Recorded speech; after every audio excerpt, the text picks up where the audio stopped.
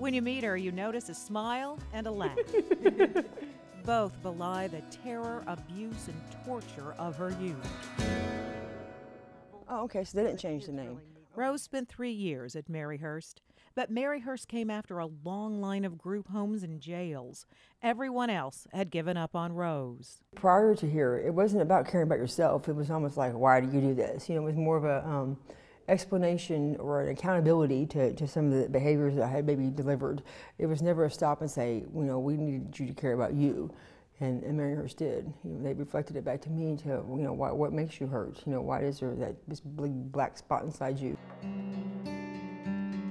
The darkness of Rose's childhood began when her stepfather was released from prison. And I would just wake up to his hands in my panties, you know, him touching me, making me touch him, and I didn't really understand what he was doing. Rose told her mother, and in a book she's currently writing, describes a stunning betrayal. She got mad at me. She kept me from school the next day, took me to Burger King with Joe, and told me to tell her what I told her again. Then she wanted me to describe his private parts while he sat there. She told me that I was getting her husband in trouble and she wanted nothing else to do with me. I told her I did not care, but inside those words hurt me deep. By the time Rose was 10, she was being beaten and raped. The belt didn't intimidate me for very long because he beat on us a lot too. So he graduated to a knife. He put a knife in my throat.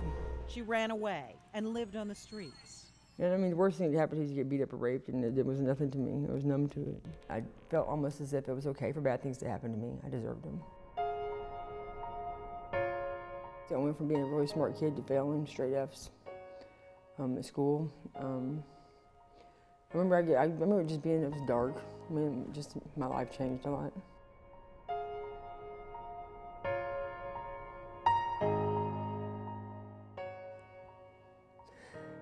I don't even know why it bothers me now. I've never seen her cry before when she talked about it. That's hard. Pam Rice has been part of Rose's life for many years. She was with her when Rose was married, there when Rose's baby was born. She's been there since Maryhurst. Pam, she did the puppeteers. Pam was just so sweet. Pam taught the puppet class, the one activity that interested Rose. And we just instantly made a connection, and there was nothing more special than Pam coming to get me out of class, and we'd go sit in the grass and we'd talk.